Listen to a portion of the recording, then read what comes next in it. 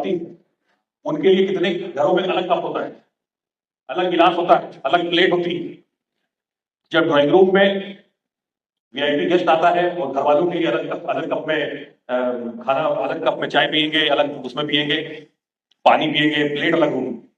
ये सब कौन देख रहा है? ये सब जो हमारे घर में बच्चे हैं, हम उनको ये समझा रहे हैं अपने एक्शन से कि आपके काम, आप काम के आधार पर, जो काम व्यक्ति कर रहा है उसके आधार पर डिस्क्रिमिनेशन करना सही है। हम भी कर रहे हैं, टैसिट अप्रूवल दे दिया हम लोगों ने।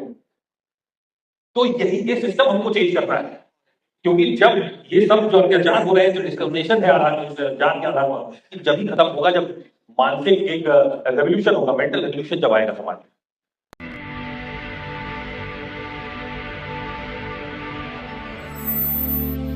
सुप्रीम कोर्ट उसके सबसे लंबे समय तक चीफ जस्टिस रहे और हमें समाज के व्यक्ति हैं, फॉर्मर चीफ जस्टिस बालाकृष्ण जी के साथ मंच शेयर करने के लिए मिला। इसलिए मैं बहुत बहुत धन्यवाद हूँ सुप्रीम कमेटी का।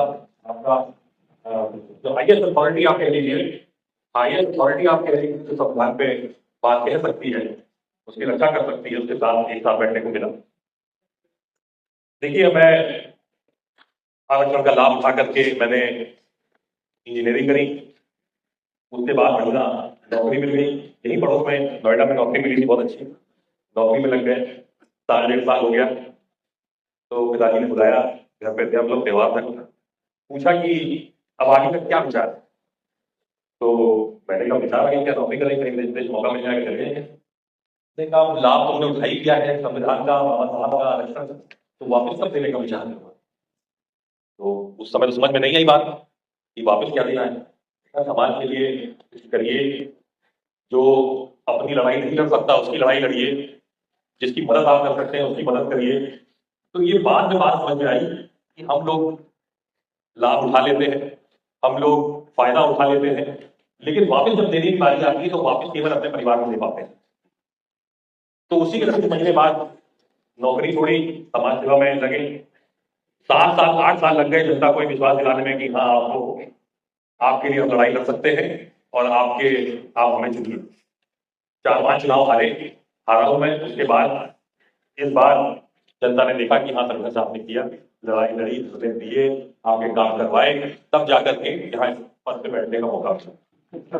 और इसमें भी विशेष जो योगदान था वो अपने समाज का है, क्योंकि जब समाज पलटा तो बड़ी बड़ी सीटें पलट गई, बड़े बड़े मंत्री और कैबिनेट मंत्री हार गए, साधारण कई सारे व्यक्ति जीत गए, जिसके साथ समाज खड़ा रहा। तो ये बताता है कि हमारे देश में जब एकजुट होकर के दलित समाज ने डिफरेंस क्लासेस में किसी का समर्थन किया है तो वो हमेशा जीता है।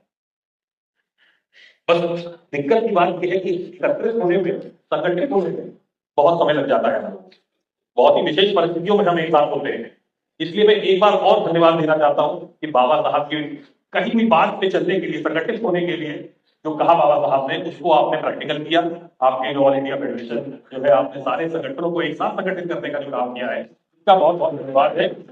बाबा साहब ने संगठित होने को कहा, आपने उसको प्रैक्टिकली अप्लाई किया। लेकिन हमें समाज में जरूरत है आज ये करने। देखिए, सरकार कोई भी आए, किसी भी पार्टी की सरकार आए, किसी भी गठबंधन की सरकार आए, लेकिन जो दलित समाज, ओबीसी समाज, पिछड़े समाज की जितनी समस्या है वो वही की वही रह जाती है। उसमें कानून बनते हैं, कई सारे कानून बनते हैं, हम लोग तारीफ करते हैं हर सरकार की कि आपने फलाना कानून बना दिया, ये हमको हमारे समाज को दे दिया। लेकिन आखिर में क्या होता है, कुछ इंप्लीमेंटिंग एजेंसी होती है ग्राउंड पे, वो इंप्लीमेंटेशन उन कानूनों का, उन रूल्स का कतई नहीं करती।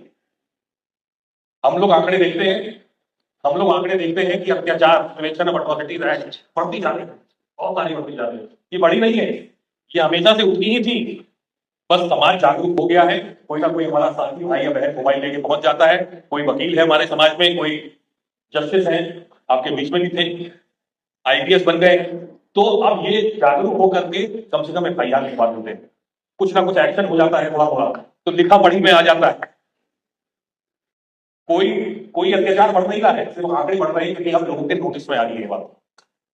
तो इसका मूल कारण क्या है? फेलियर कहाँ है हमारा?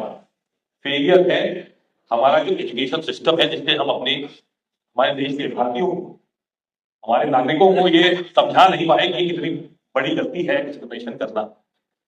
जात के आधार पर या आपके काम के आधार पर जो डिस्क्रिमिनेशन होता है, एजुकेशन सिस्टम, स्कूल की बात नहीं कर रहा हूं मैं, जो घर में हम लोग सीखते हैं, एजुकेशन पोर्टल सिस्टम की बात कर रहा हूं।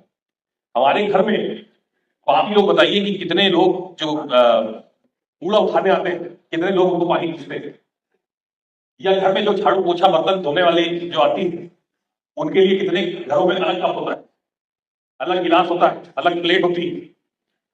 जब ड्राइंग रूम में वीआईपी गेस्ट आता है और घर वालों के लिए अलग कप में खाना, अलग कप में चाय पियेंगे, अलग उसमें पियेंगे, पानी पियेंगे, प्लेट अलग होंगे। ये सब कौन देख रहा है? ये सब जो हमारे घर में बच्चे हैं, हम उनको ये समझा रहे हैं अपने एक्शन से कि आपके काम, आप काम के आधार पर, जो काम व्यक्ति कर रहा है उसके आधार पर डिस्क्रिमिनेशन करना सही है, हम भी कर रहे हैं, टैक्स अप्रूवल दे दिया हम लोगों ने। तो यही ये सिस्टम हमको चेंज करना है, क्योंकि जब ये सब जो अत्याचार हो रहे हैं, जो डिस्क्रिमिनेशन है जान के आधार पर, जब ही खत्म होगा जब मानसिक एक रेवोल्यूशन होगा, मेंटल रेवोल्यूशन जब आएगा समाज, जब मानसिकता बदलेगी लोगों। और ये कानून बनाने से, रूल बनाने से, डरा करके, धमका करके नहीं हो सकता, ये बैठा करके, समझा करके और अपने एक्शन से दिखा करके अपने अगली पीढ़ी को, तभी ये हो सकता है। तो इस पे हमको विचार करने की जरूरत है आज कि ये बदलाव कैसे लाया जाए, क्योंकि जिस तरह से चलता आ रहा है उस तरह से तो बदलाव होना बड़ा मुश्किल लग रहा है। लोग कह रहे थे कि पढ़ लिख जाएंगे लोग, 2-4 किताबें पढ़ लेंगे तो फिर शायद हट जाए, लेकिन अभी आप देखिए रिजर्वेशन में प्रमोशन मांग रहे हैं, सबसे ज्यादा पढ़ी लिखी क्या कौन सी सर्विस है, उनको प्रमोशन में रिजर्वेशन मांगना पड़ा क्योंकि नहीं मिल रहा है। तो ये सिस्टम जो है इसको बदलने की जरूरत है। और जो इस तरह की गोष्ठियां होती है, इस तरह की जो गैदरिंग होती है, इसमें सब पढ़े लिखे अच्छे समाज पढ़ लिख करके और बने हैं लोग, अच्छे अच्छे पदों में हैं, ताकतवर लोग हैं। जब आप लोग विचार करेंगे, गोष्ठी करेंगे किस तरह से समाज में बदलाव लाया जाए, भाई मैं तो समाज में बदलाव तब मानूंगा कि जब